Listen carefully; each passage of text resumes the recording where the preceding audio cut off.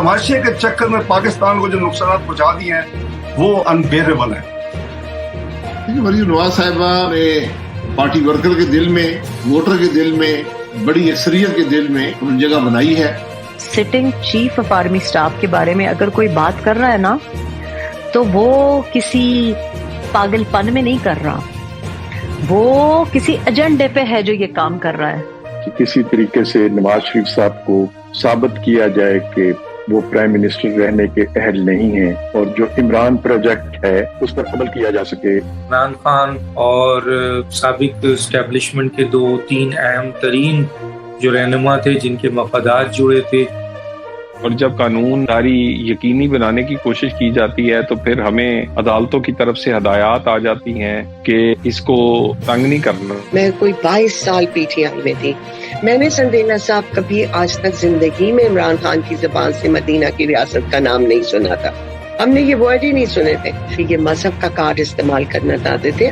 Jail में अमीर गरीब सारे एक जैसे होने चाहिए, तो हमें तो उन्होंने एक जैसा भी नहीं रखा, हमें तो उन्होंने एक जैसे से भी नीचे रखा। इनको तो आप एक जैसा तो रखेंगे। परवेज इलाही एज में है क्या उन्हें बातें ज्यादा समझ नहीं आ रही। कुछ देर की खामोशी है, फिर शोर आएगा। तुम्हारा सिर्फ वक्त आया है, हमारा दौर आएगा। अब बात होगी सोशल मीडिया टॉक शो पर।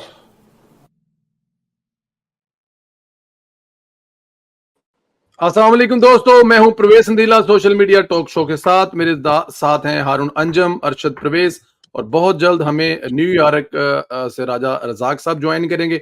इस वक्त जो यूएनओ का सेशन है उसमें वो मौजूद हैं, लेकिन हमें वहां से निकलकर वो कुछ देर के लिए ज्वाइन करेंगे और अमेरिका की खबरें देंगे। शहबाज शरीफ साहब के वहां की मसरूफियात बताएंगे। आज जो फैसला, तफसीली फैसला आया है, उस फैसले पर बात करेंगे। उस फैसले में लग ये रहा है कि 8 जजेस बज़िद हैं कि वो किसी आइन को नहीं मानते, ना वो कोई आइन की किताब देखना चाहते हैं। उन्होंने शायद अपने सामने कोई तस्वीर रखी हुई है और आइन की किताब के बजाय उस तस्वीर को देखकर फैसला लिखा गया है। मुझे तो यही नजर आता है, लेकिन हारून साहब पहले आए हैं तो वो पहले पाएंगे। हारून साहब से शुरू करते हैं। अस्सलाम वालेकुम हारून साहब। वालेकुम सलाम वरहमतुल्लाहि वबरकातुहू। अरशद प्रवेश साहब अस्सलाम वालेकुम। वालेकुम अस्सलाम सर। सर आप ठीक हैं, खैरियत से हैं? अल्लाह का करम, बेहतरीन। हारून साहब आप ही फरमा दें, ये मतलब क्यों नहीं मान रही हुकूमत? 8 जजेस हैं, मतलब कि उसमें जाहिर है एक अक्सरियती तादाद जो है वो एक फैसला दे रही है। उस फैसले में कह रहे हैं कि जी जो मर्जी हो जाए, जिस तरह मर्जी हो जाए। बल्कि वो मंसूर अली शाह साहब अपनी एक तकरीर में जो उन्होंने पिछले दिनों की थी कि जो हमने फैसला किया है उसके गलत और ठीक होने के बारे में भी हम फैसला करेंगे। तो हुकूमत क्यों नहीं मान रही सर? क्या मसला क्या है? देखिए संदेला साहब, बात ये है कि फैसला कुन राउंड है। हुकूमत के लिए भी 25 अक्टूबर तक का वक्त है, और सुप्रीम कोर्ट ऑफ पाकिस्तान में जो 8 जजेस हैं, जो आज नहीं बल्कि 12 जुलाई को बिलखसूस खुलकर सामने आ गए थे, ये सुप्रीम कोर्ट के अंदर की लड़ाई है सर। ये कोई बाहर की लड़ाई नहीं है। ये सुप्रीम कोर्ट के अंदर ताकत के मरकज की लड़ाई है। और एक तरफ काजी फायज ईसा और दूसरी तरफ सुप्रीम कोर्ट के तकरीबन 8 से 10 जजेस हैं। और आज बहुत खतरनाक एक नजीर कायम की है सुप्रीम कोर्ट ऑफ पाकिस्तान ने अपने फैसले में, कि उन पर सबसे बड़ी तनकीद संदेला साहब ये की जा रही थी कि उन्होंने तहरीक इंसाफ को वो कुछ दिया जो उन्होंने मांगा नहीं जी। और तहरीक इंसाफ जिस केस में फरीक ही नहीं थी, उसको कैसे ये सब कुछ दिया जा सकता है। और सुप्रीम कोर्ट ऑफ पाकिस्तान ने आज उसकी तफसीली फैसले में ये तोजी पेश की है कि सुप्रीम कोर्ट ये इख्तियार रखती है कि वो कुछ भी दे सकती है जो मांगने वाला ना मांगे, ना जाए।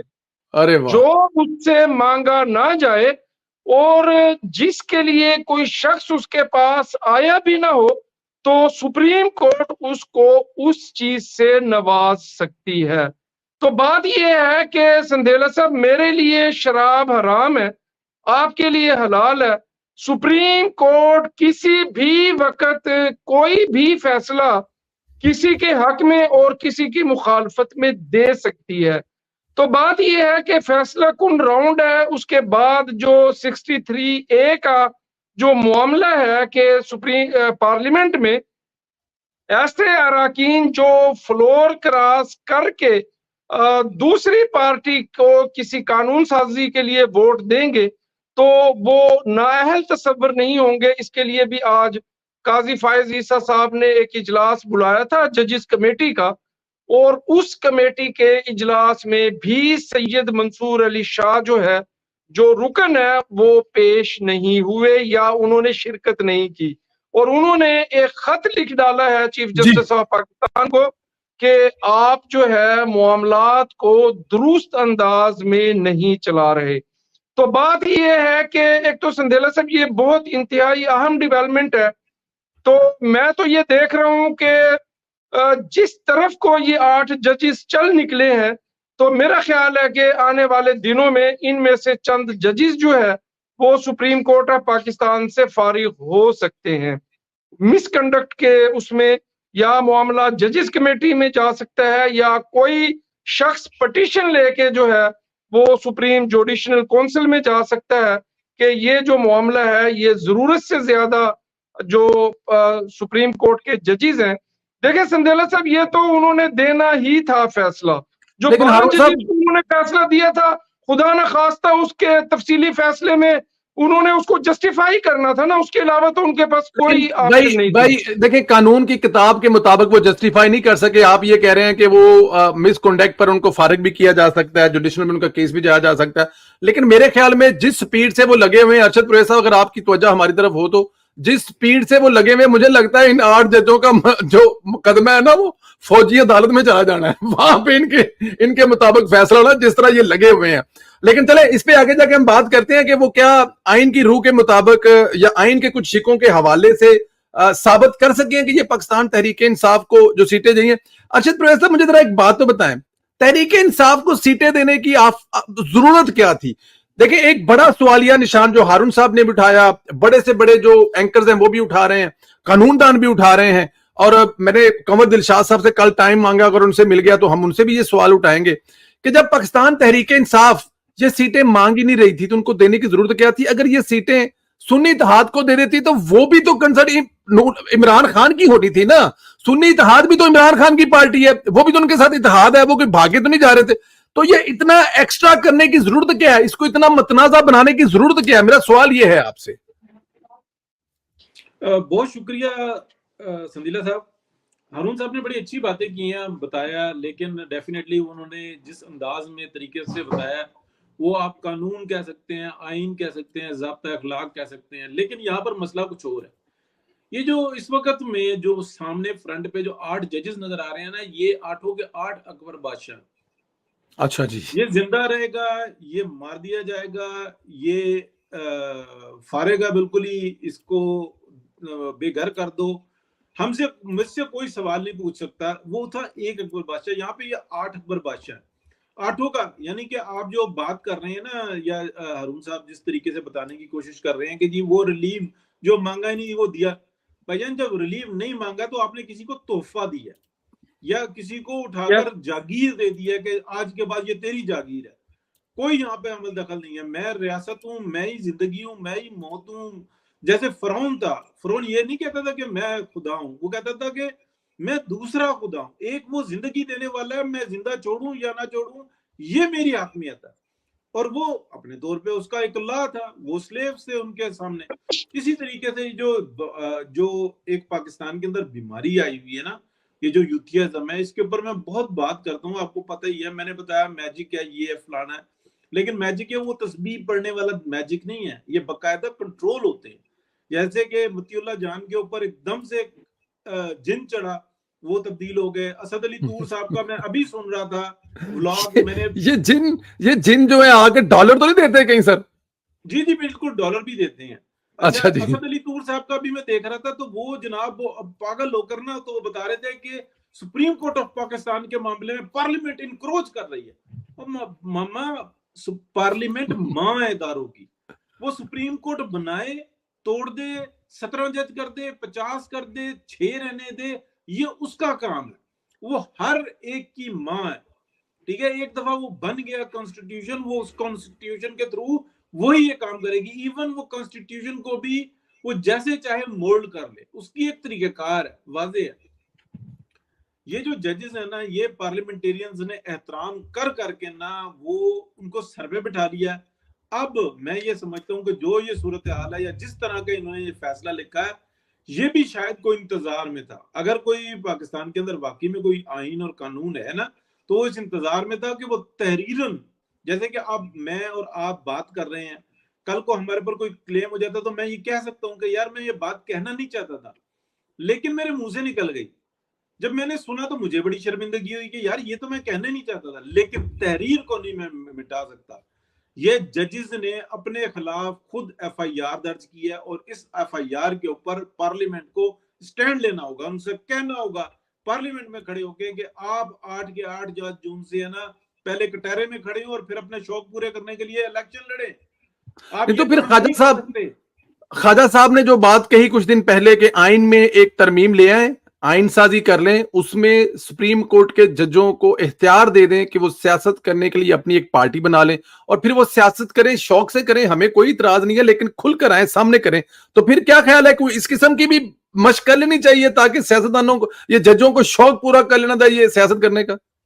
सर ये मजाक की हद तक या बात समझाने की हद तक तो बात दुरुस्त है, लेकिन हकीकत यह है कि अब अगर इस पाकिस्तान को बचाना है तो फिल फोर इन 8 जजेस को बताना होगा कि आप मुजरिम हो, आप आर्टिकल 6 के मुजरिम हो, इस कौम से गद्दारी कर रहे हो, इस मुल्क के आइन को, पूरे निजाम को तबाह कर रहे हो। ये आपको होश में, इनको होश में लाने के लिए दूसरे को इलाज करना होगा। देखिए सर, एक अकबर बादशाह वो था जो तारीख का था, लेकिन ये वो अकबर बादशाह हैं जो कि जहाज हो जाते, और यहाँ पर मसला ये है कि जहाज जो थे ना वो डॉलरों से आते, फिर उसके बाद इनको कुछ होश नहीं होती। ये कहते हैं हम अपने महल में मौजूद हैं, हमें क्या मसला है। तो वो दिल्ली दूरस्थ वाला, दिल्ली दूर नहीं, इनको बाहर निकाल के जो है ना पार्लियामेंट को बताना होगा कि हमारी ताकत क्या है। देखिए, एक मैं आपको जाते जाते बात करूं और फिर उसके बाद आपने अपना कमेंट करना है, बड़ा लाजमी, आप ज्यादा इन टच हैं। पाकिस्तान की स्टैब्लिशमेंट ने 70 साल जो कुछ गंद घोला, मैं वाज़े तौर पे कहूंगा उन्होंने एक बात जरूर सीखी कि हमने वाकई में गलतियां की। अब हमें कम से कम अपनी इस्लाह करनी होगी और हमें हर कड़वी और हर सच्चाई की और हर ज्यादती को सुनना भी होगा। और अगर हम जब ये सुनेंगे और जिस ज्यादती के ऊपर रिस्पॉन्स नहीं देंगे बल्कि सोचेंगे, तो फिर उसके बाद जो है ना इस्लाह का रास्ता निकलेगा। लेकिन अगर आप उसको देखेंगे तो पीटीआई ने उसी उनके फैसले को किस तरीके से उनके अगेंस्ट इस्तेमाल किया।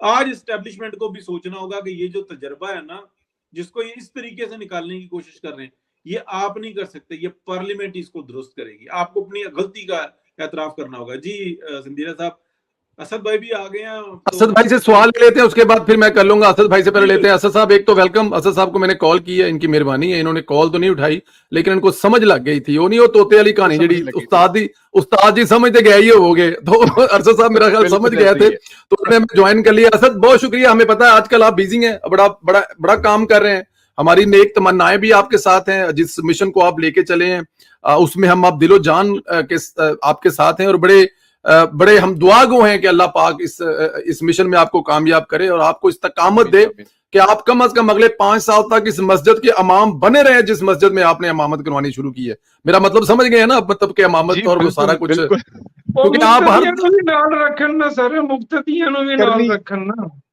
आप तो 4 मिनट हाल है कि आप तो पक्का हाल लेंदे ओनू खाली इमाम बाप नफल पढ़ाई रखे ते पीछे मुक्तदी कोई ना होवे ते फिर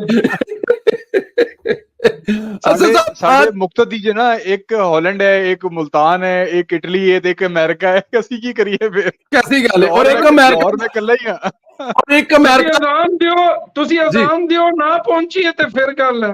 हाँ जी, तुसी बुलाओ तो सही, वो सानू जरूरत है कि ये बुलान दी, तुसी आओ, ਤੁਹਾਡਾ ਆਪਣਾ ਬੰਦੇ ਨੂੰ ਲਾਜਵਾਬ ਕਰ ਦੇਣ ਵਾਲੀ ਗੱਲ ਹੁੰਦੀ ਏ, ਭਾਵੇਂ ਤੁਹਾਨੂੰ ਕੋ ਬੁਲਾਉਣ ਦੀ ਲੋੜ ਹੈ ਨਾ, ਉਹਨੇ ਆਣਾ ਤੇ ਨਾ ਤੂੰ बुलाना है, कहानी खत्म।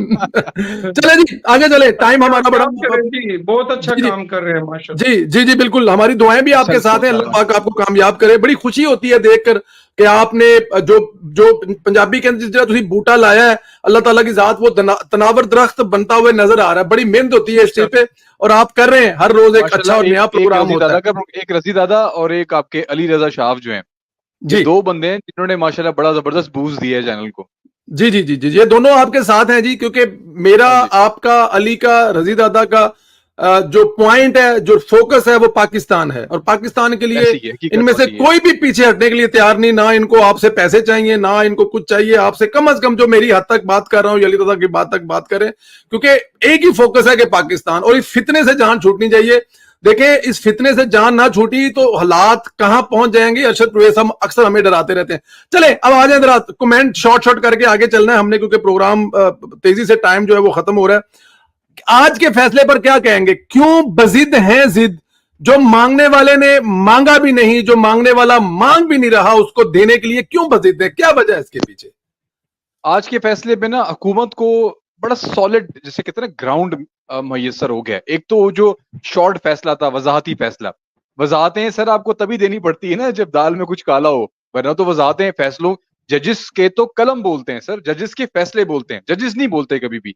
ये वजाहती नोट, इसे मिनी बजट नहीं होता जब हुकूमत नाकाम होती है बजट देने में, तो बीच में एक मिनी बजट पेश करना पड़ता है। तो ये वजाहती फैसला बेसिकली वो मिनी बजट था जिसको वो नाकामी को बेसिकली आप कह सकते हैं अंडर द कारपेट फेंकने की जरूरत पड़ी।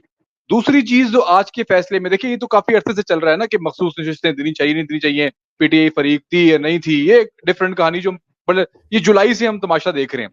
जो आज के फैसले में जो मैंने जो चीजें, बाकी आप सब लोगों ने जो नोट की होगी, वो जजिस की आपस में एक तो लड़ाई, चले लड़ाई भी, इख्तलाफ तो होते हैं, इख्तलाफी नोट भी आते हैं, लेकिन संदिला साहब इख्तलाफी नोट के अंदर आपने बुरा भला कहना शुरू कर दिया अपने साथी जजिस को।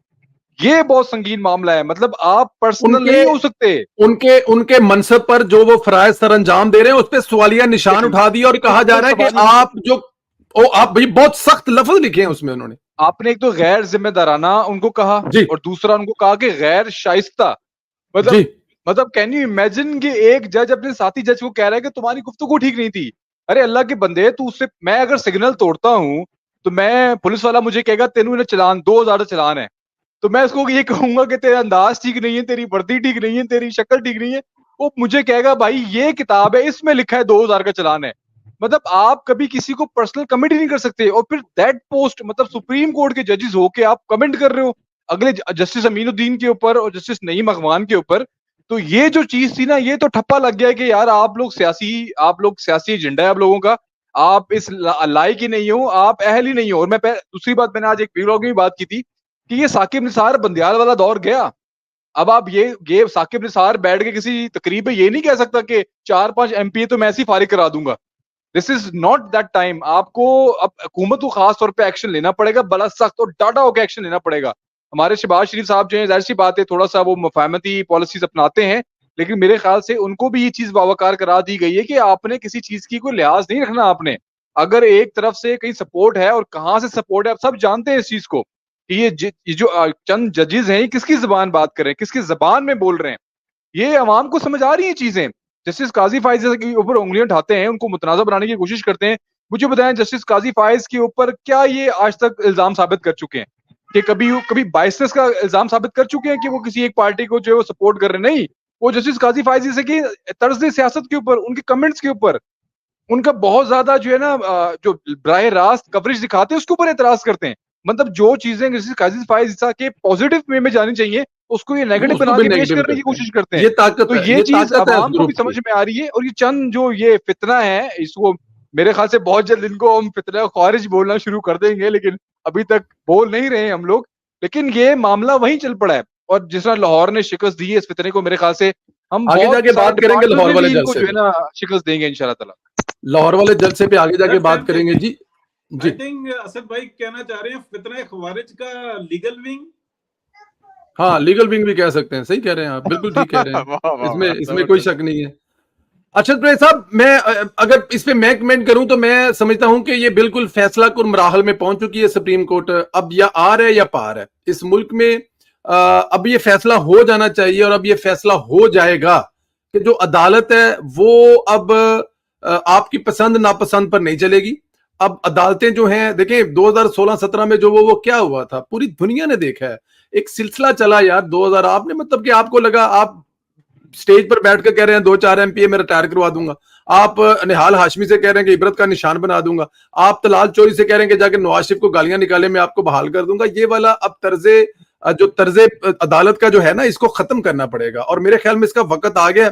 मुझे लगता है कि मंसूर अली शाह एक सुलझे हुए इंसान थे, उनके फैसले बोलते थे, उनके बारे में मैंने कभी नेगेटिव नहीं सुना था, लेकिन उस अदालत में दो पूंड ऐसे बैठे हुए जिन्होंने इनको भी खराब किया और पूरे माहौल को खराब किया, डराकर धमकाकर जैसे भी किया, जो भी किया। एक अतर मिनल्ला साहब और दूसरे मनीब साहब को लग गया था पता कि मेरे साथी दो जो है वो भगा दिए गए, अब बारी मेरी है, तो उसने ये सारी शुरलियां छोड़ी हुई हैं कि मैं अकेला ना जाऊं, अगर जाऊं तो कम से कम 2-4 साथ लेके जाऊं ताकि हुकूमत को हमें निकालने में, क्योंकि जाहिर है एक को निकालना, दो पहले भागे हैं, मुनीब अख्तर भी भागने वाला था, लेकिन क्योंकि उसने फिर साथ में ये एक माहौल ऐसा बना लिया। अतर मिनल्ला साहब से देखें, पूरा सुप्रीम कोर्ट जो चीफ जस्टिस जब लाहौर इस्लामाबाद हाई कोर्ट थे, पूरी हुकूमत से लेकर पूरी स्टेप सब उनसे परेशान थे, वो जान छुड़वाने के लिए ऊपर लेके आए थे, उसने आकर ऊपर वो काम डाल दिया है। लेकिन अब ये किसी साइड पर बात लगेगी, हुकूमत इसके आगे देखें, जो सरदार याद सदक साहब का खत है ना, और फिर उसके बाद कल जो 9 सवाल किए हैं जस्टिस काजी फैसला साहब ने, ये बातें अब रुकने वाली नहीं है, ये बातों के अब जवाब देने पड़ेंगे। ये सीटें जो हैं, अगर आपने पाकिस्तान तहरीक इंसाफ को दे दी तो फिर समझ लेंगे पाकिस्तान की शिकस्त है, रियासत की शिकस्त है, आइन की शिकस्त है। ये ज़ियाउल हक से बड़ा धचका होगा जिसने कहा था कि आइन की जो किताब है वो रद्दी की टोकरी में फेंक दो, मेरे सामने उसकी कोई हैसियत नहीं। ये उससे बड़ा भी होगा कि आपने भी मतलब कि किसी जगह पे, अब देखें ये जो फैसला आया ये उर्दू में भी आ रहा है, अपलोड भी कर रहे हैं, आप पढ़कर देखें कि किसी शिक में किसी जगह पे साथ लगाकर नहीं बताया उन्होंने कि हमने तहरीक इंसाफ को ये सीटें क्यों दी हैं।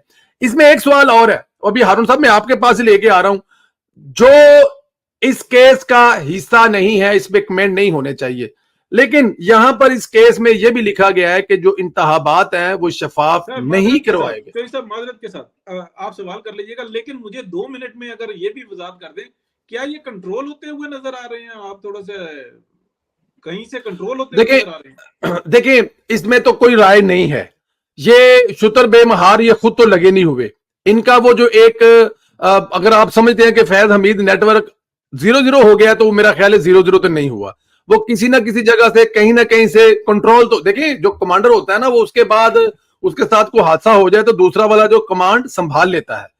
और ये देखिए मैं आप ये मुझे एक बात है, क्या इसराइल कभी इस तरह खुलकर इमरान खान के हक में खड़ा हुआ था? अपना असासा बचाने के लिए वो भी आखिरी हदों तक आ गया है कि वो खुलकर अपने, देखें अगर कोई अमेरिकन अखबार लिखे, ब्रिटिश लिखे, पाकिस्तानी लिखे तो बात समझ आती है, किसी ने पैसे दे के लुकाया है, कोई बायस है, कुछ और मसला है।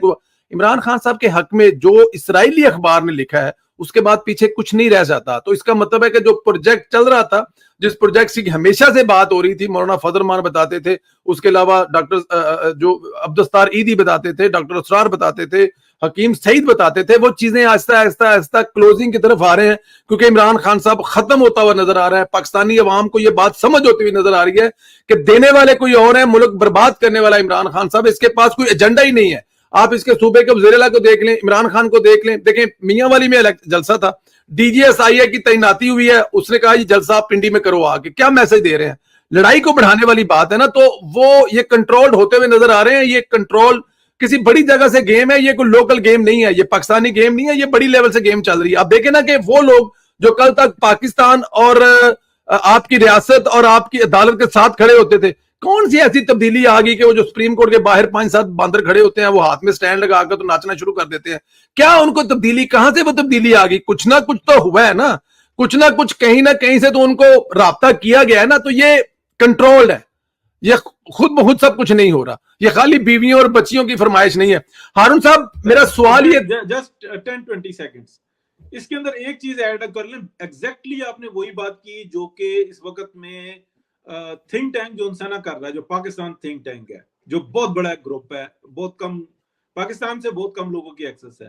सर अमेरिका से यहूदी लॉबी का पूरा ब्रिगेड, सेनेटर्स और कांग्रेस सब इमरान खान के हक में बात करें, और अब कंटिन्यूटी के साथ तीसरी अटेम्प्ट है इसराइल के अखबारात में, ये उन्होंने सब ने, जो पाकिस्तान थिंक टैंक है वो कह रहे हैं कि ऐसा मुमकिन नहीं है, एक आधी बाज़े टाइम बात निकल जाती है, दूसरी दफा गलती नहीं होती, लेकिन ये तीसरी दफा ना, इसका मतलब हम बात मुस्तनद है। ये इसराइल खड़ा हुआ है, अमेरिकन जो जूइश लॉबी है वो खड़ी हुई है इमरान खान के हक में। तो ये कोई छोटा सा जो है ना, आप कह लें साजिश नहीं है, छोटा सा प्रोग्राम नहीं है, बहुत बड़ा प्रोग्राम है। सर बहुत माजरत के साथ 2 दफा मैंने आपको डिस्टर्ब किया, आप सवाल। बिल्कुल ठीक है हारून साहब, इलेक्शन जो है वो शफाफ नहीं हुए। इस केस में इस लफ्ज, इस लाइन का क्या मतलब है? क्या जो तहफ्जात का इजहार किया गया था ख्वाजा आसिफ साहब की तरफ से कि हो सकता है जो इमरान खान साहब कह रहे हैं कि ये अक्टूबर के बाद जब काजी साहब चले गए तो उसके बाद हमारे अपने जज आ रहे हैं, तो क्या उनको उम्मीद है कि वो इलेक्शन को कलादम करार दें? तो क्या इसको हम इसको समझे कि उस तरफ एक कदम बढ़ा दिया गया, इशारा कर दिया गया कि इलेक्शन जो है वो शफाफ नहीं है? हालांकि इस केस में या इस जगह पे जजों का ये कह देना, इलेक्शन पे सवालिया निशान उठाना, तो मेरे ख्याल में किसी जगह पे बनता ही नहीं था। संदेला साहब, आपका $1 मिलियन क्वेश्चन है। बात यह है कि जब रस्साकशी होती है, जंग होती है, जब पांव के नीचे अंगारे और कोयले होते हैं, दहकते हुए कोयले, तो फिर आप इसी तरह थ्रेट करते हैं। इस वक्त 8 जजेस ने इस फैसले के अंदर उनको जो अगला उनका अकदाम है उसके हवाले से उन्होंने हुकूमत को आंखें दिखाई हैं कि हम कहीं नहीं जा रहे, हम यहाँ मौजूद हैं, हमें मत छेड़ो, हम जिसको जो चाहें, जिस वक्त चाहें, जिस तरह चाहें हम दे सकते हैं, हमें कोई पूछने वाला नहीं है, और हम पार्लियामेंट से कहीं ज्यादा सुप्रीम है। संदेला साहब, उन्होंने वही बात की है जो इमरान खान ने अडयाला जेल में मुतअद्दिद बार सहाफियों को कही, और असद कैसर ने जियो के मुख्तलिफ प्रोग्राम्स में कि जो अगला चीफ जस्टिस ऑफ पाकिस्तान होगा वो इस इलेक्शन को मुतनाज़िया करार देकर कालअदम करार दे देगा। आप ये देखें कि तहरीक इंसाफ की जो, देखें हम तहरीक इंसाफ पर संदेला सब तनकीद करते हैं क्योंकि वो वतन दुश्मन जमात है, उसने पाकिस्तान को रेजा रेजा किया है, पारा पारा किया है। लेकिन संदेला साहब, हमें एक आपका दुश्मन जितना भी जिस तरह का भी हो, लेकिन उसकी सलाहियतों का एतराफ जरूर करना चाहिए कि जो बात असद कैसर और इमरान खान 3 साल पहले कह रहे थे, आज वो सुप्रीम कोर्ट ऑफ पाकिस्तान एक जजमेंट में उस चीज को मेंशन कर रहे हैं कि 2008 का इलेक्शन मुतनाज़े था, अपनी हद में रहो, अगर हद क्रॉस की या हमें छेड़ा या कोई आईनी तरमीम पार्लियामेंट में पास करवाने की कोशिश की तो हम पूरे के पूरे निजाम को उड़ा देंगे। तहरीक इंसाफ जो मंसूबाबंदी करती है उसको किस तरीके से डिफरेंट फेजेस से गुजार के उसको इम्प्लीमेंट करती है। मखदूम जावेद हाशमी ने कहा था कि कंटेनर पर मुझे इमरान खान ने कहा कि हमारे जजेस आएंगे, चीफ जस्टिस आएगा, वो मीर मोहम्मद नवाज शरीफ को घर भेज देगा और फिर इलेक्शन आएंगे और हम इक्तदार में आएंगे। संदेला साहब, वो बात पूरी साबित हुई थी, बिल्कुल हुई थी। इस वक्त मौजूद देखें, अगर आईनी तरमीम वाले मामले को हुकूमत मिस हैंडल ना करती संदेला साहब, तो सुप्रीम कोर्ट के ये 8 जजेस शायद इतने एतमाद के साथ या इतने ज्यादा नंगेपन के साथ इस तरह का फैसला तहरीर ना करते जो किसी भी तरीके से आइन और कानून के से मुताबिकत ना रखता हो। जब आप गलत खेलते हैं, जब आप होमवर्क मुकम्मल नहीं करते, जब आपकी अटेम्प्ट नाकाम हो जाती है, तो आपका दुश्मन आप पर ज्यादा तेजी के साथ हमलावर होता है क्योंकि मौका मिल जाता है, आपकी कमजोरियों का अंदाजा हो जाता है। तो बात यह है कि ये नारे मारते रहना कि पार्लियामेंट सुप्रीम है, पार्लियामेंट सुप्रीम है, पार्लियामेंट मां है, ओ यार साबित करो कि पार्लियामेंट सुप्रीम है। पार्लियामेंट अपने अमल से, अपने एक्ट से, अपनी यूनिटी से, अपनी कानून साजी से सुप्रीम होती है। संदेला साहब, तकरीरें करने से, बढ़ के मारने से, दूसरे को नीचा दिखाने से, तंज करने से सुप्रीम कोर्ट पार्लियामेंट नहीं होती। मैंने पिछले प्रोग्राम में भी कहा था कि ये जो अटेम्प्ट में नाकामी हुई है हुकूमत को, संदेला साहब, इसका खमियाजा हुकूमत को बहुत लंबे अरसे तक जो है भुगतना पड़ेगा। आखिरी बात यह कर रहा हूं कि इस अटेम्प्ट की नाकामी ने ना सिर्फ हुकूमत को कमजोर किया है, बल्कि पाकिस्तान की तारीख के एक बड़े क्रेडिबल चीफ जस्टिस को भी मुतनाज़ करने में, उसकी करैक्टर असैसिनेशन करने में उसके मुखालफीन को एक माहौल मुहैया किया है। आप मतीउल्लाह जान को सुने कि किस तरह वो मतलब दलेरी से और किस तरह वो ब्लंट जो है गाड़ी में बैठ के कभी सुप्रीम कोर्ट के, मतलब अफसोस की शर्म की बात है कि सुप्रीम कोर्ट के बाहर खड़ा हो के उस सुप्रीम कोर्ट के अंदर जो सबसे बड़ा काजी है उसको क्या कुछ नहीं कहा जा रहा। तो मैं ये समझता हूं कि ये जो हमारी जो मंसूबाबंदी का फुकदान है, लैक ऑफ प्लानिंग है, और जो हमने बगैर होमवर्क के एक हमें शिकस्त हुई है, इसकी वजह से जजों का भी हौसला बढ़ा है और तहरीक इंसाफ का भी हौसला बढ़ा है। और इससे पहले जब आपने पार्लियामेंट से बंदे उठाए थे, वो भी तहरीक है, ये वो भी हुकूमत की इंतहाई गलत अटेम्प्ट थी, बिल्कुल बैक फुट पे चली गई थी तहरीक इंसाफ, गंडापुर बढ़ गया था, उनके पास बात करने के लिए कोई बात ही नहीं थी। बैरिस्टर सैफ ने कह दिया था कि अली अमीन गंडापुर ने जो गुफ्तगू की है वो इंतहाई मुतनाज़ी है, लेकिन जब आपने अगले दिन पार्लियामेंट के अंदर से बंदे उठाए जो कि आप बाहर से उठा सकते थे, तो आपने तहरीक इंसाफ को मजलूम साबित किया और जो बदमाशी थी, एक मजबूत केस मिला था, लूज बाल दी थी अली अमीन गंडापुर ने, वो भी आपने जाया कर दी। बिल्कुल ठीक है, मैं आपकी इस बात से एग्री करता हूं। दुरुस्त करने की, होमवर्क करने की जरूरत है, और उसमें PMLN को चाहिए कि जो 30-40 साल मियां मोहम्मद नवाज शरीफ के करीब तरीन जो पार्लियामेंटेरियन है उनको टास्क दे कि इस मामले से कैसे निपटना है। मैं एग्री करता हूं आपसे। ये जो अब आई डोंट नो ये करने वाला कौन था, ये पता नहीं है, हुकूमत ने किया है, किसी और ने किया है, इसका तो मोहसिन नकवी साहब भी जवाब दे सकते हैं कि ये किसने किया, लेकिन ये बहुत ही एक पुअर मेरे ख्याल में काम था। अगर पकड़ना ही था तो जरा आप घरों से पकड़े, जब वो निकले पार्लियामेंट से, उनको पार्लियामेंट में मतलब सर रियासत जब चाहे, जहां से चाहे, जिस तरह मर्जी चाहे बंदा उठा सकती है अगर FIR मौजूद है तो। बिल्कुल ठीक कह रहे हैं। अरशद परवेज साहब, मुझे जरा ये बताएं कि ये जो procedure practice and procedure bill है, इसमें बैठने से, कमेटी है, इसमें बैठने से इनकार कर दिया है जस्टिस मंसूर अली शाह साहब। उन्होंने कहा जी कि मेरा मंसूर मुझे वापस करो तो फिर मैं बैठूंगा, और अगर मेरा मंसूर मुझे वापस नहीं करोगे तो मैं नहीं बैठूंगा। इसका क्या फ्यूचर देखना है फिर? मतलब ये तो अब फिर इसकी तो कहानी खत्म होगी। क्या 2 जज बैठेंगे, तीसरे जज के बगैर ये कमेटी कैरी ऑन कर पाएगी? तो अब जी मंसूर ने कहा है कि मेरा मुनीब वापस करो, मुनीब आएगा तो फिर मैं बैठूंगा, तो क्या बात है। और मुनीब से देखे ना मोहब्बत, और एस्टैब्लिशमेंट दिल करे तो मुनीब फरूक में भेज देवे। तो बिल्कुल सही कह रहे हैं, बिल्कुल सही कह रहे हैं। देखिए ये जो उनकी डिमांड है ना, वो है उनकी दिल की ख्वाहिश, या वो जो 8 रुकनी जो फैसला है, जो 13 रुकनी बेंच का में से जो 8 ने जो फैसला दिया, वो भी यही है कि मेरी ये ख्वाहिश है, उसको ये दे दो, उससे ये छीन लो, उसका ये बेड़ा गर्क कर दो।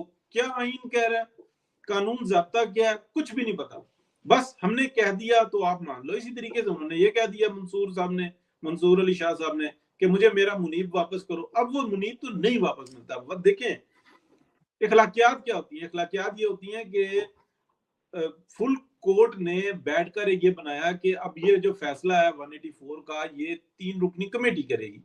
उसके बाद ये 2 इकट्ठे हो गए कि हमारा मुस्तकबिल, हमारे बच्चे, इस मुल्क के अंदर हम बदअमनी फैलाएं तो हमें फलानी जगह से हमारे अकाउंटों में इतने पैसे आते रहेंगे, तो हमने यहाँ पे कौन सा रहना है, बच्चों का जो ना फ्यूचर बाहर है, हमें इससे क्या, पाकिस्तान तो एक शिकार का है, यहाँ पे अजाब में रखो, ना हमने बिजली का बिल देना है, ना गैस का बिल देना है, रिहायशी हमारी जो ना लग्जरियस है, हमें पता ही नहीं है। देखें असल मसला ये है इस कौम का कि जो पब्लिक रिप्रेजेंटेटिव होता है ना, जो पार्लियामेंटेरियंस होते हैं, वो बहरहाल अवाम में आते हैं, हमसे जो ना एनर्जी हासिल करते हैं और अवाम में जाके अवाम के नुमाइंदे के तौर पे जाके पार्लियामेंट में बात करते हैं। ये जो बैठे हुए हैं ना, अब उसके अंदर हमारे जर्नैल भी हैं और ये हमारे जजेस भी हैं।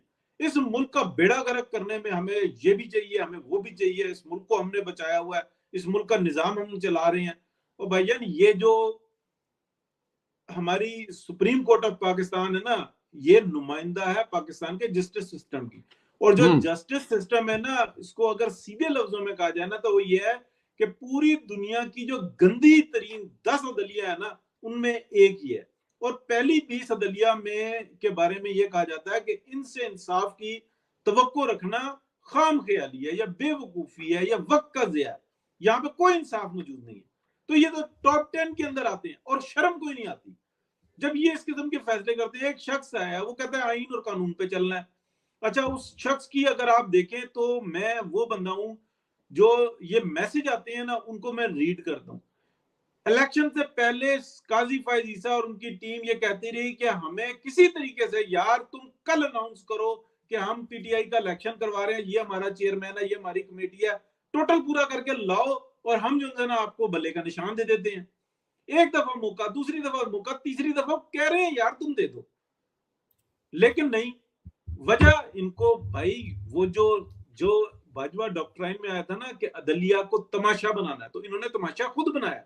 ये एक तमाशा तो पूरा पाकिस्तान बनाया सर, खाली अदलिया कहने के ऊपर चलते हैं। और कहने दीजिए, ये जो मिडिल ईस्ट का एक गैर इस्लामी मुल्क है ना, ये तमाम मैसेजेस वहां से आते हैं। वहां पे बैठी हुई है टीम जो कहती है कि इस तरह से इंतशार फैलाना, ये सिर्फ अमल करते हैं। मैंने 10 दफा अपने व्लॉग्स में ये बात कही है कि इमरान खान मैसेज नहीं भेजता, उसको ना पार्टी की फिक्र है। Imran Khan just message receive करता है। वो उसको टैब पे भी जा सकती है, वो पेपर पे भी जा सकता है, वो किसी भी तरीके से चला जाता है कि आपने ये काम करना, और वो करता रहता है। जिस तरीके से वो पार्टी चला रहा है, पार्टी चल ही नहीं सकती, लेकिन इनको चलाने वाले बाहर हैं। और ये आखिर में मैं बात करके अपनी खत्म कर रहा हूं। सर कहीं नहीं गया फैज नेटवर्क ये बैठा हुआ है आपके मुंह पे थूक रहा है, तो कर लेना फिर, या तो एक्शन करें तो पूरा करें। नहीं जी, हमने अपने चीफ को कुछ नहीं होने देना, इसको कुछ नहीं होने देना। आए हमारे नए डीजी साहब, देख लेते हैं, उनको भी पता लग जाएगा। तो पुराने डीजी साहब वो जा रहे हैं, मेरा ख्याल है, जो इतलात हैं वो पीएम हाउस में जा रहे हैं। जी अरशद असद साहब ने DGISI आ रहे हैं, पॉलिसीज वही रहेंगी, बदलेंगी, सख्त होगी, नरम होंगी, या जो चल रही हैं वही रहेंगी? पॉलिसीज तो वही रहेंगी, जाहिर सी बात है। पॉलिसीज तो जो ड्राइव हो रही हैं, नदीम अंजुम की भी कोई जाती पॉलिसीज तो नहीं थी, जाहिर सी बात है। जो चीफ की तरफ से पॉलिसी चल रही है, जो फौज की इस वक्त जो नैरेटिव है, उसी के ऊपर काम इस वक्त हो रहा है। तो बाकी फर्दर आप देखें, बंदा ठीक है, बंदा अच्छा है। इनके वालिद साहब जो है वो गुलाम जो मलिक साहब थे, जो पिंडी के कोर कमांडर भी थे, तो उनके बारे में मैंने सुना है कि बड़े मजहबी शख्सियत थी वो, और उनकी सिर्फ दाढ़ी नहीं थी, तो वो अंदर से पूरे बड़े मजहबी शख्सियत थे। इनके बारे में भी खैर यही इतलात हैं कि मजहबी शख्सियत हैं। जैसे आसिम मुनीर के बारे में आता है, तो शायद आसिम मुनीर की चॉइस भी उसी तरह की है कि थोड़ा सा दीन इस्लाम की तरफ भी चीजें हों और खौफ खुदा वाली मामलात भी हों। जाहिर सी बात है, हमारे यहाँ ये चीजें बड़ी कमी पाई जाती है और बड़ी जल्दी बेके जाते हैं लोग जो है ना, आपको पता है, दुनियावी या जजेस हों या कहीं के भी लोग हों, तो वो उनको जहाँ थोड़ी बहुत लालच दिखाई जाती है, वो जमीन वीर अपने सौदे वौदे करके चले जाते हैं वो। तो इस चीज की बड़ी जरूरत है। इनके वालिद साहब भी जो थे वो भी कहते हैं कि तरबियती कैंप लगाया करते थे जर्नैलों के लिए, और उनको बकायदा तरबियत दिया करते थे, उनकी बकायदा जहन साजी किया करते थे इस्लाम के हवाले से, कुरानी आयात सुनाया करते थे, हदीसें सुनाया करते थे, एक जंगजू तैयार किया करते थे जंगे बदर की तरह। जैसे भी हवाला दिया है ना, जनरल आसिम मुनीर ने भी जंगे बदर का 313 का हवाला दिया करते थे, वो भी इसी तरह के हवाले दिया करते थे पाक फौज को।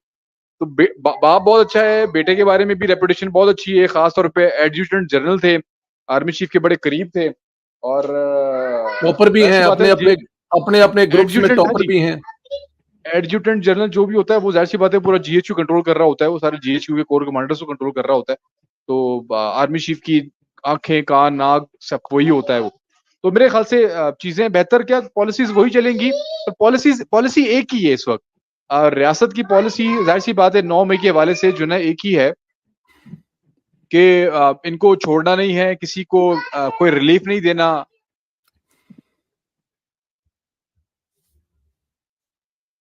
तो पॉलिसीज बेसिकली जो ड्राइव हो रही है उसी को कंटिन्यू करेंगे, उसके इसमें मुल्क की बेहतरी भी है। लेकिन जो हारून भाई ने, जो अरशद परवेज ने बात की ना, ये दोनों बातें जो है ना, ये हमारे इदारों को भी सुननी चाहिए और हमारे जो रियासत के, हमारे जो बाकी जो हुकूमत में बैठे लोग हैं उनको भी सुननी चाहिए कि अगर नहीं आपने सुनते। वंस फॉर ऑल फैसला करना है ना, तो फिर नहीं, ये आप बातें उसको कर गुजरें। ये बातें जो वो हारून साहब और अरशद साहब कर रहे हैं, वो हमारे अदारे के लोग नहीं सुनते। आप बताएं ना हमें सर, आप नहीं, वो सोर्स सुनते वाले हैं, बंदे हैं। लेकिन कहने का अच्छा मतलब ये है कि हाँ, कहने का मतलब ये है कि इन बातों पर अमल भी तो करना चाहिए ना। अच्छा, हाँ, अगर अमल नहीं आपने कर। वंस फॉर ऑल अगर आपने फैसला कर लिया है, क्योंकि जाहिर सी बात है हमें तो यही इत्तलात मिलती है कि फैसला हो चुका है, इस फितने को उठने नहीं देना। जब जाहिर सी बात है डीजी आईएसपीआर आके ये इंतशारी पार्टी का लफ्ज यूज करे, तो इट मीन्स के इदारे की तरफ से बड़ी सख्त पॉलिसीज हैं इस चीज को लेकर, और वो बड़े क्लियर हैं अपने माइंड में, अपने सबूतों में बड़े क्लियर हैं वो। जनरल फैज को भी उन्होंने जो फौरन नहीं उठाया, इतलात यही है कि पहले सबूत इकट्ठे किए गए, ताकि जनरल फैज के सामने जब उसको सबूत रखे जाएं, जब 4-5 और जनरल्स के सामने ही सबूत रखे जाएं, तो वो कॉन्फिडेंट होकर बात करें कि ठीक है, we have to take action. क्योंकि general Faiz is not just a general, वो टीजीआईएसआई था, और डीजीआईएसआई जो है वो एक रेपुटेशन पूरी दुनिया में एक मैसेज जाता है। तो चीजें कर गुजरने वाली चीजें अब मामला आ चुके हैं। अगर सुप्रीम कोर्ट देखें, सुप्रीम कोर्ट के जजेस हो चाहे आपकी ब्यूरोक्रेसी हो, वो आदी हैं फैसले इशारे इशारे पे चलने के आदी हैं। हमारा बदकिस्मती यही है ना कि जहां से इशारा आता है, चाहे गेट नंबर 4 से इशारा है, या डीजीआईएसआई की तरफ से इशारा है, या कर्नल की तरफ से इशारा हो, या कर्नल लियाकत की तरफ से इशारा हो, ये इशारों में चलने वाले लोग हैं। अभी गलती सिर्फ ये हो रही है कि इशारे नहीं दिए जा रहे हैं, इशारे नहीं किए जा रहे हैं। उसकी बहुत सारी वजूहात है ना, क्योंकि जो जनरल बाजवा के दौर में, जनरल फैज के दौर में जो धब्बे लग चुके हैं, उनको धोने में भी टाइम लगेगा, और वो धब्बे बड़े संगीन हैं। वो आप और मैं, या आज जो हर गली मोहल्ले के अंदर फौज के ऊपर जो गुफ्तगू हो रही है, जो बातचीत हो रही है, ये तनकीद हो फौज रही को है। बखूबी बड़े अंदाजा है इस चीज का। बलूचिस्तान हो या केपीके के मामलात हो, तो उन चीजों को अपने आप को इनसे स्टे अवे रखना है ताकि चीजें बहुत बेहतर हो, और वो उसमें काफी हद तक कामयाब भी हो रहे हैं। लेकिन इनफैक्ट ये कुछ हैं जो लातों की बूत बातों से नहीं मानते। अब इन लोगों को कंट्रोल कैसे किया जाए? अब मीडिया की बात सुने, इमरान खान जेल में एक बात करता है और सारा मीडिया वो सारा दिन जो है वो 15-15 बार दोहराता है उस बात को। मतलब ऐसा लगता है कि पाकिस्तान में इमरान खान के कहे हुए अल्फाज सबसे ज्यादा इंपॉर्टेंट है। ये कौन कर रहा है? ये किसके इशारों पर हो रहा है? ये मीडिया पे कौन? आपको एक बात बताऊं, मैंने आज कम से कम 3 से 4 टीवी प्रोग्राम्स में गया हूं। मैं हैरान परेशान हो जाता हूं कि और कोई दुनिया पे मसला ही नहीं है। पाकिस्तान की मईशत कोई मसला ही नहीं है। पाकिस्तान की रेटिंग बेहतर हो रही है, पाकिस्तान का IMF साथ पैकेज हो गया, ये कोई मसला, मतलब ये कोई बात ही नहीं करने वाली है। बात करने वाली आपकी गवादर कोड आपकी फंक्शन होने वाली है, और मुल्क की 50% इंपोर्ट संभालने के इस वक्त पोजीशन में आ चुकी है। आपकी राइस एक्सपोर्ट देखे 4 बिलियन टच कर रही है आपकी पिछले 6 महीने के अंदर। तो ये ऐसे बड़े बड़े इकदाम में फिर चाइनीज प्रेसिडेंट की आमद है, फिर उसके बाद आप देखें अक़वाम मुत्तहिदा में भी बताना किसने है? बताना किसने है यार? हाँ, अब बेसिकली ये चीज है कि जो अब चीजें आपकी बेहतर होती जा रही हैं, जाहिर सी बात है एक टाइम लगेगा ना। अब चीजें बिगड़ते हुए नजर नहीं आ रही, हमें चीजें अब सुधरते हुए नजर आ रही हैं। अगर ये चीजें जो सुधरने का एक अमल शुरू हो चुका है, अगर इसको बीच में आके किसी ने सबूताज करने की कोशिश की, तो फिर जिम्मेदार कौन होगा? हम जिम्मेदार उस वक्त इमरान खान के गिरबान पकड़ेंगे जाके, फिर दोबारा ये बात करेंगे कि फितना फसाद वाले लोग आए थे, मुल्क को बर्बाद करके चले गए। अभी जो लोग ड्राइविंग सीट पे बैठे हुए, जिम्मेदारी उनकी आयद होती है। ये अरशद साहब ने, हारून साहब ने बात की है, यही इस वक्त रियासत को करना चाहिए। अगर सुप्रीम कोर्ट के कोई जजेस अगर इनको इनके बारे में नहीं आ रहे, इनको समझ में नहीं आ रही कि वो किस तरफ अपने अमल पैराएं, तो इनको फ्यूचर को देखते हुए ऐसे एक्शन लेने पड़ेंगे, और मेरे ख्याल से एक्शन ले भी रहे हैं। पार्लियामेंट की जहां तक बात करें, पार्लियामेंट डटी हुई है, इलेक्शन कमीशन भी डटा हुआ है। मेरे ख्याल से पार्लियामेंट भी जो है ना वो कमजोरी नहीं दिखा रही है किसी भी हद पे जाके। जिस तरह आपको बीच में एक कानून के अंदर तरमीम की गई, खास तौर पे नोटिफिकेशन जारी किए गए, अयाज सादी का खत हो या इलेक्शन कमीशन की जानिब से बयान हो कि हम यहाँ पे डिक्टेशन लेने नहीं बैठे, यहाँ पर हमारे साथ कुछ सींग अड़ाने की कोशिश ना करे। वो स्ट्रेट फॉरवर्ड बात की जा रही है वहां से भी। इसका नुकसान थोड़ा सा पाकिस्तान को आप कह सकते हैं कि स्टॉक मार्केट को होगा, या अदम जो सियासी इस्तेहकाम होगा उसको चीज को पड़ सकता है, लेकिन लॉन्ग टर्म बेसिस के ऊपर ये चीजें हल होते हुए ही नजर आ रही हैं। और जहां तक काजी फाइज से आईनी तरमीम वाला मामला है, सर ये फजलुर रहमान भी जो है ना, वो आपको पता है कि क्या गेम अंदर खाते चल रही थी, नवाज शरीफ ऑन बोर्ड थे। अगर एस्टेब्लिशमेंट चाहे तो सर 8 इंडिपेंडेंट है सिर्फ इस वक्त, जो इस वक्त किसी की तरफ भी नहीं है। आपको 8-10 सीटें ही चाहिए थी ना, तो अगर एस्टेब्लिशमेंट वही कर्नल लियाकत वाली नहज पे चल रही होती तो आईनी तरमीम हो चुकी होती। But the problem is that कि हमने इसको किसी नहज पे लेके जाकर इसको पॉइंट ऑफ नो रिटर्न को पर नहीं लेके जाना। हम लोगों ने कोशिश यही जारी है किसी तरीके से अंदर खाते मामला जो हैं वो सुलझाए जा सकें। पार्लियामेंट को मौका दिया जा रहा है, सियासतदानों को मौका दिया जा रहा है, और ये सारी चीजें कौमों की जिंदगी में आती हैं और हम लोग भी इसको ऑब्जर्व ही कर रहे हैं। मामला वहां तक नहीं पहुंच गया कि पाकिस्तान के बारे में बात की जाएगी, पाकिस्तान में बांग्लादेश जैसे इनकलाब, वो सारी चीजें तो जाहिर सी बात है हमें होती हुई नजर नहीं आ रही। बट पार्लियामेंट के हद तक चीजें हैं, आईन कानून के हद तक चीजें हैं, लोग एक्सपोज भी हो रहे हैं। कि सुप्रीम कोर्ट ने जो सारा एपिसोड चलवाया है तफसीली फैसले का, कौन एक्सपोज हुआ इसके अंदर?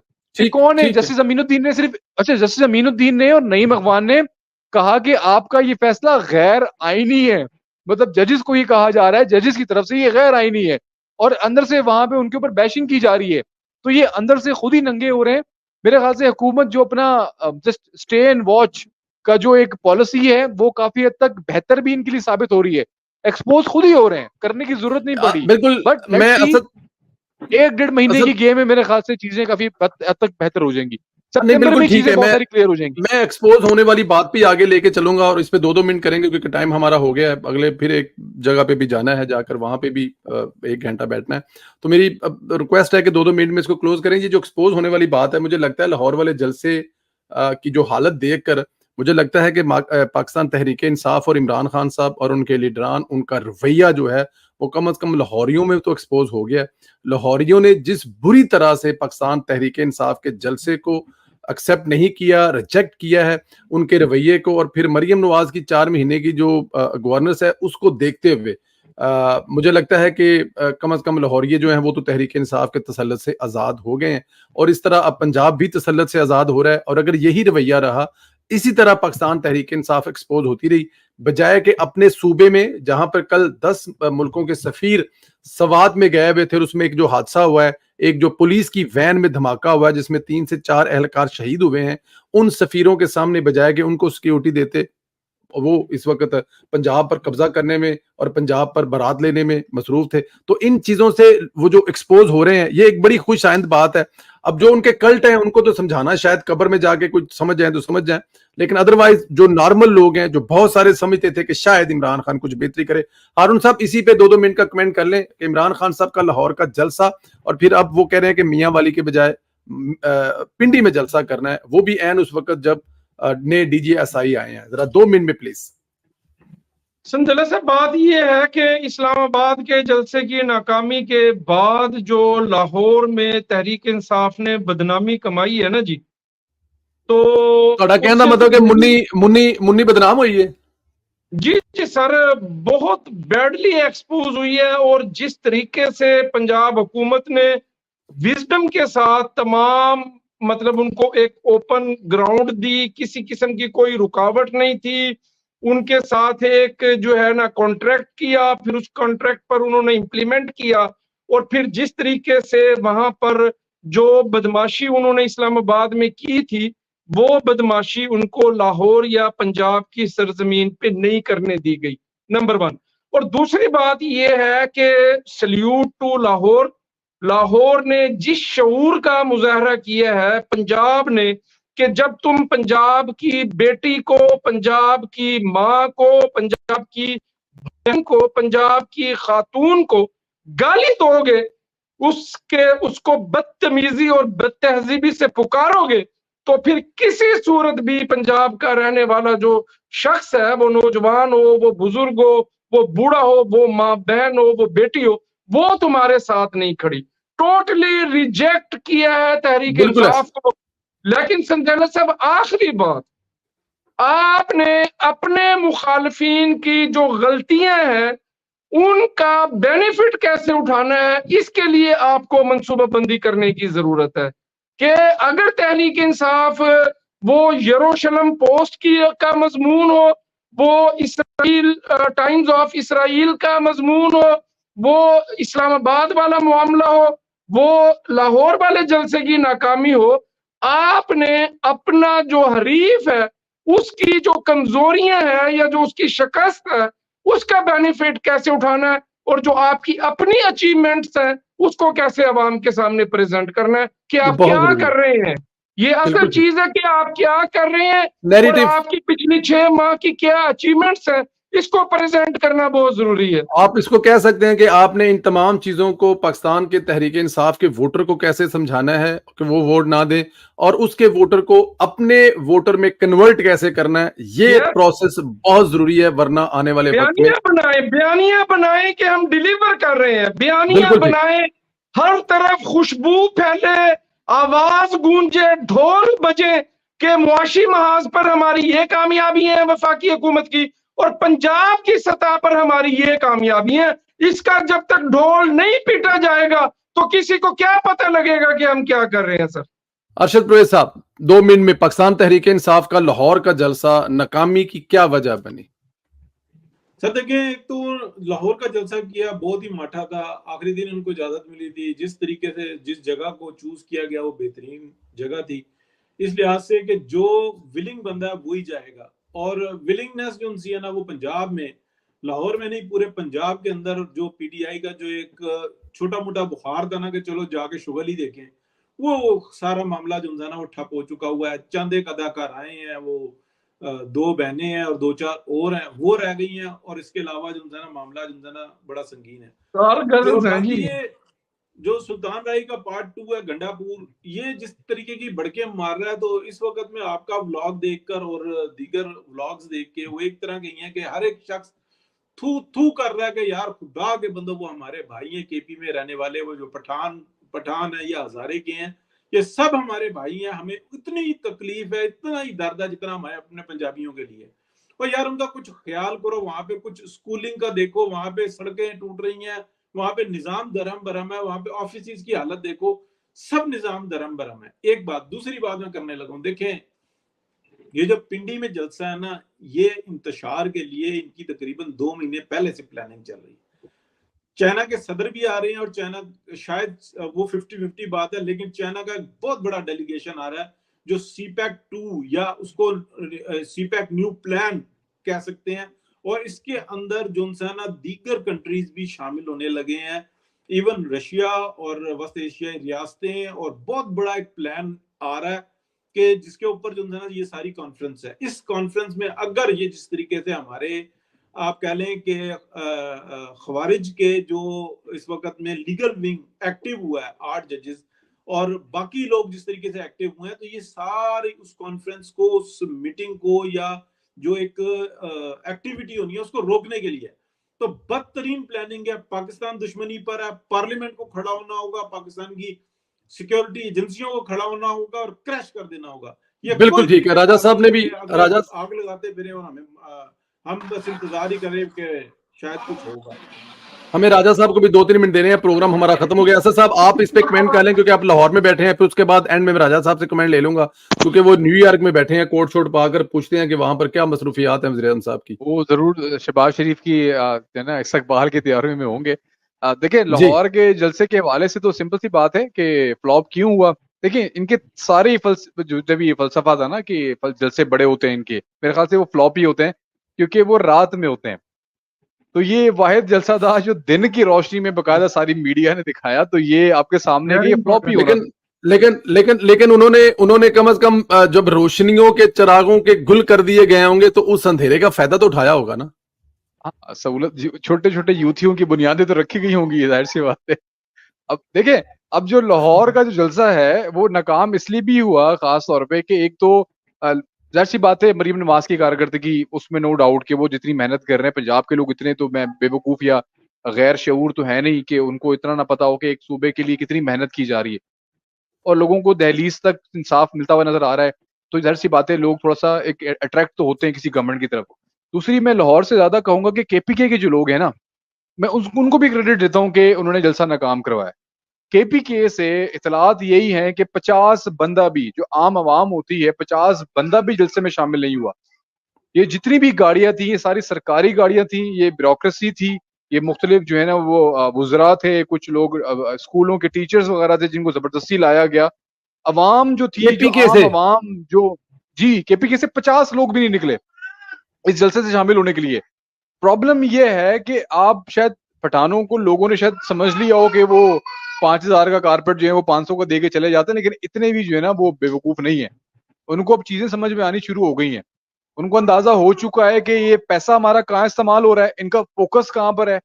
जब जाहिर सी बात है, जब वो सूबे में आके देखते हैं, जब यहाँ के रिंग रोड्स देखते हैं, मोटरवेज देखते हैं, लाहौर की सफाई सुथराई देखते हैं, पंजाब की सफाई सुथराई देखते हैं, और जिस तरह वजीर आला का कोई ना कोई नया इनिशिएटिव, कोई ऐसा दिन नहीं होता जिस दिन कोई पंजाब की आवाम के लिए कोई इनिशिएटिव ना लॉन्च किया गया हो, तो वो फिर रोते हैं और फिर वो कहते हैं कि हम किधर फंस गए, किधर अपने सींग अड़ा के बैठ गए।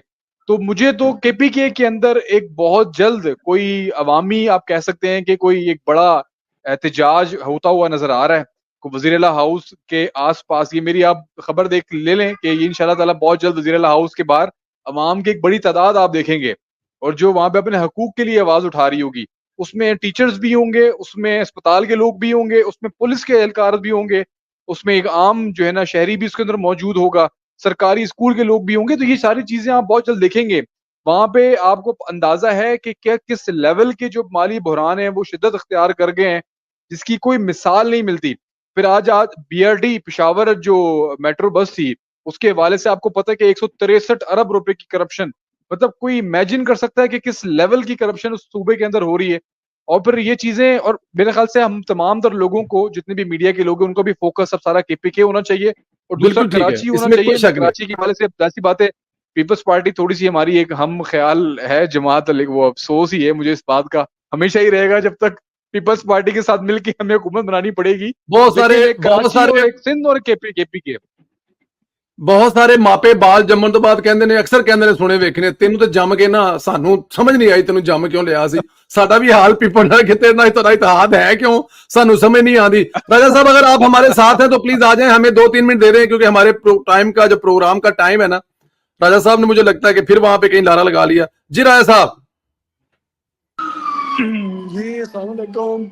वासाम, राजा साहब क्या खबरें हैं न्यूयॉर्क से? प्लीज एक फैसले पर जो फैसला हुआ है, जो इस वक्त 8 जजों ने तफसीली फैसला आया उस पर, और उसके बाद न्यूयॉर्क में क्या, जरा दोनों मिक्स करके जरा अपडेट कीजिएगा प्लीज। देखे जजों के ऊपर जो चार्जशीट 2 दिन पहले एक आ गई थी, उसके बाद तो लगता तो ऐसे ही है कि जजों का वैसे भी जो मुस्तकबिल है वो इतना को अच्छा नजर नहीं आ रहा। तो अब उनको ये है कि ठीक है नंगे तो हो गए हैं, तो let's you know do, I think, I hope you remember, बहुत अरसा पहले मैं गल कही सी कि नंगे होके आखिरी हद तक जाएंगे, this is where they are going. तो आई थिंक जेड़ा इन्हें आज फैसला भी दिता है, जाहिर है वो सुप्रीम कोर्ट ये अपना पार्लीमेंट जी सुप्रीम है, उन्हें ऑलरेडी आइनसाजी कर ली है, और ये जो इन्होंने आज तफसीली फैसला दिया उसमें भी उन्होंने कहीं पीटीआई का उस तरीके से जिक्र नहीं किया। तो ये किस बुनियाद पे फिर जो है ये पीटीआई को सीटें देंगे, जाहिर है इसका जवाब तो उन्हें देना पड़ेगा। ट्रू। तो बाकी जो न्यूयॉर्क के हवाले से बात है, आज प्राइम मिनिस्टर शहबाज शरीफ साहब जो है वो मेरा 4-5 घंटों तक न्यूयॉर्क पहुंच जाएंगे, और उनका बड़ा बिजी वीक होगा, बहुत सारी साइड लाइन्स उनकी मीटिंग्स है काफ़ी हेड्स ऑफ स्टेट्स के साथ। तो यू नो लाइक इस तरीके से तो वो बिजी रहेंगे। आज एक्सपेक्टेड है शायद जो है हमें हमारी भी मुलाकात हो जाए जब वो अपने होटल पहुंचेंगे, और उसके बाद जो है फिर फ्राइडे को प्रोग्राम जो कम्युनिटी का इवेंट हो रहा है, तो उसमें देखें इंशाल्लाह ताला एक अच्छा भरपूर किस्म का प्रोग्राम होगा, and I hope everything will go nice and smooth. बाकी पीटीआई जो है वो प्रोटेस्ट का उन्होंने इरादा रखा हुआ है, परमिट वगैरह लिया हुआ है कि जिस वक्त पाकिस्तान का वज़ीर आज़म अक़वाम मुत्तहिदा में ख़िताब करेगा तो पीटीआई के लोग जो है वो इंडिया के साथ मिलके जो है वो पाकिस्तान के खिलाफ मुजाहरा करेंगे। इसराइली भी होंगे उनके साथ या सिर्फ इंडिया वाले ही होंगे सर? कोई बईद नहीं है जी।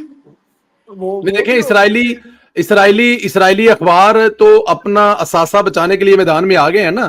पहले चलो मैं कहता था, हकीम सईद कहता था, राजा साहब कहते थे, समझ आती थी, लेकिन अब तो इसराइली अखबार भी खुल के सामने आ गए हैं कि हमारा असासा है।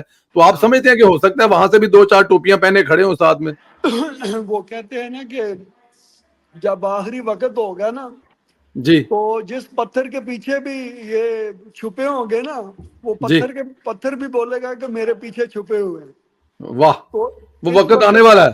इस वक्त वही सूरत हाल है जी। आप वो खुद बोल पड़े हैं जी कि वो हमारा साथ है। पहले तो मैं वही कह रहा हूँ ना कि वो खुलकर सामने आ गए ना। कल तक जिस बात से डरते थे वो खुल के सामने आ रहे हैं, क्योंकि लग ये रहा है कि अब हर तरफ से नाकामी हो रही। तो उन्होंने कहा जी खुल के सामने आ जाओ, अब अपना सासा बचाना है। 25 साल की मेहनत है। 21 ਸਾਲਾਂ ਦੀ ਕੁੜੀ ਦਿੱਤੀ ਸੀ, ਦੁਨੀਆ ਦਾ ਅਮੀਰ ਤਰੀਨ ਖਾਨਦਾਨ ਸੀ ਯਹੂਦੀਆਂ ਦਾ। ਉਹਨਾਂ ਨੇ ਬਾਬੇ 45 ਸਾਲ ਦੇ ਨੂੰ 21 ਸਾਲਾਂ ਦੀ ਕੁੜੀ ਦਿੱਤੀ ਸੀ ਆਪਣੇ ਅਸਾਸਾ, ਤੇ ਉਹ ਹਜ ਨਾਕਾਮ ਤੇ ਨਹੀਂ ਹੋਣ ਦਿੰਦੇ ना। बट एनी हाउ राज साहब आपका भी शुक्रिया। आपसे गाहे बगाहे तो इंशाल्लाह ताला चीजें चलती रहेंगी। जो कोई अपडेट्स होंगी आप वहां पे करते रहेंगे। आपसे खुदा रहा है कि ये भी हो सकता है ना कि उनको अपना सासा जो है ना वो बढ़ता हुआ नजर आ रहा हो। जी जी बढ़ता हुआ नजर आ रहा है। देखिए बढ़ता हुआ नजर आ रहा है तो तभी वो खुल के सामने आए, वरना तो वो खुल के कभी सामने नहीं आए। तो बड़ी सिंपल सी बात है ना। तो राजा साहब जब आप वो लाउड एंड क्लियर कह रहे हैं कि ये हमारा एसेट है, आप इसको मत छेड़ो बस। राज साहब मेरी आपसे दरखास्त यह है, बल्कि सबकी दरखास्त है, जब आप धरने पे जाएं और जब उनके प्रोटेस्ट पे जाएं तो खुदारा ये साथ लेते जाइएगा प्लीज। अब मेरी तो ग्रीन घड़ी गुम गई है तो मैं काली ले जाऊंगा। चलो काली ले आ जाना ना। हर दफा एक ही लैके जाओगे तो लोगों ने कहेगा तुहाडे घड़ी भी एक ही है। मैं तुहानू ग्रीन वहाई है लेकिन तुसी काली ले जाना। चले जी बहुत शुक्रिया जी तमाम दोस्तों का। हमेशा की तरह आप अल्लाह ताला के साथ आपको हिफ्ज़ मान में रखे। अरशद परवेज साहब अवेलेबल नहीं होती तो ड्यूरिंग द वीक भी मेरे ख्याल में ये जो मेला लगा हुआ हम किसी टाइम कोशिश करेंगे कि अगर कोई प्रोग्राम कर सके।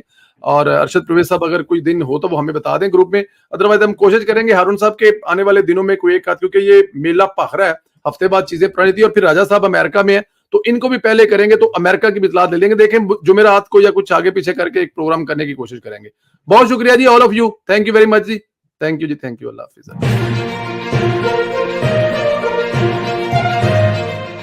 इस तमाशे के चक्कर में पाकिस्तान को जो नुकसान पहुंचा दिए हैं वो अनबेरेबल है।